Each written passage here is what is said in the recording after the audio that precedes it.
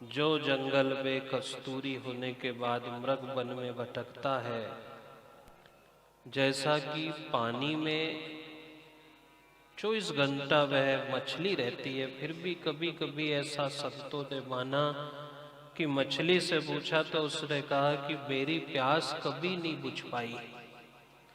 यही आत्मज्ञानी लोगों का विषय होता है कि धन है, वैभव है, विलासिता है, सब कुछ होने के बाद भी यदि हम सुखी नहीं हैं और लालसा है, पुत्रेष्णा है, वित्रेष्णा है, लोकेष्णा है, तो मान के चले कि फिर ईश्वर भी आकर के हमें संतुष्ट नहीं कर सकता। वही आत्मदेव नाम के ब्राह्मण की कथा है कि देखो,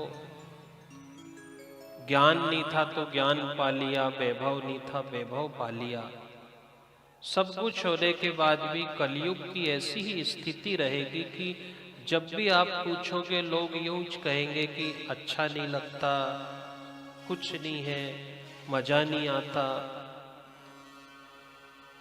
ये हम सबकी अत्यधिक आसक्ति हो जाने के कारण,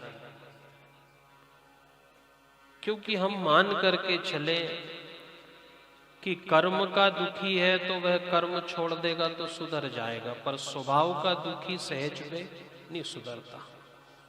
और आज के समय में सबका स्वभाव बन गया कि हम दुखी हैं, परेशान हैं। तब कि देखो, पहले से अच्छा पैर रहे, उड़ रहे, खा रहे, पी रहे, सब कुछ दिया है भगवान ने। पहले बार त्योहार अच्छा खाते पीते थे, अच्छे रहते थे। आज के समय में सब कुछ है।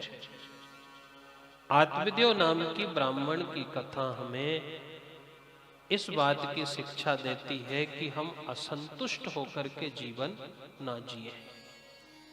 जितना दिया है उसने बहुत दिया है और आगे भी वह सब कुछ देगा हमें।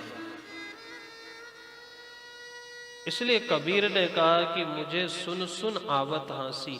मुझे हंसी इस बात की आती है कि पूरे बड़े से बड़े सागर जैसे जल के था भरे हुए हैं, फिर भी मछली कहती है कि मैं प्यासी हूं।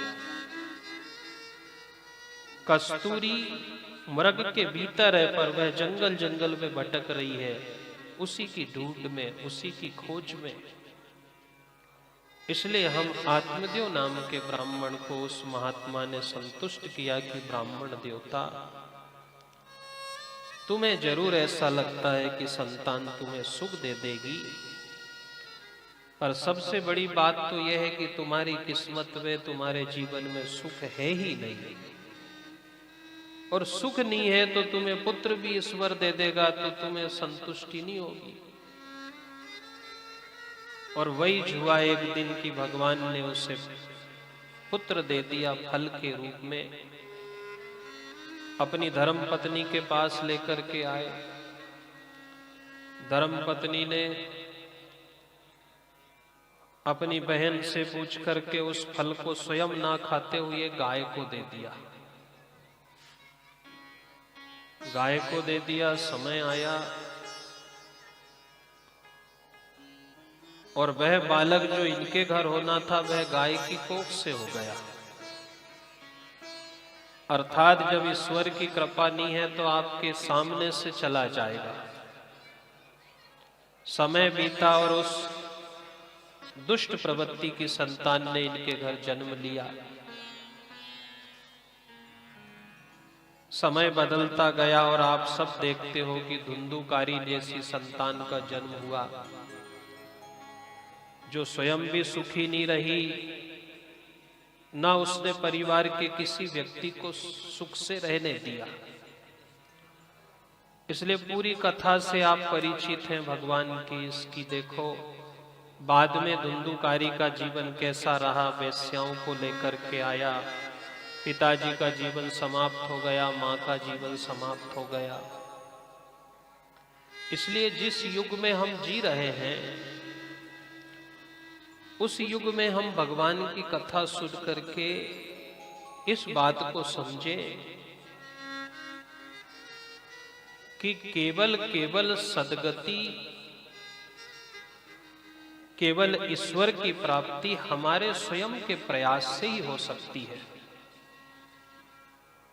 पुत्र पौत्रादि परिवार समाज ये सब कैसा होता है? हमारा सहयोगी होता है, केवल सहयोग देता है।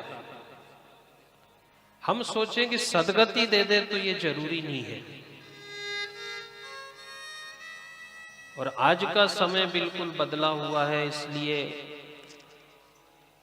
एक ही समय ऐसा है कि हम बैठ करके भज भी नहीं सकते, जप भी नहीं सकते, माला फेराते नहीं बनेगी, ज्यादा देर तपस्या करते नहीं बनेगी। इसलिए कलयुग के भीतर भगवान की कथा का आश्रय एक सहज और सरल मार्ग है।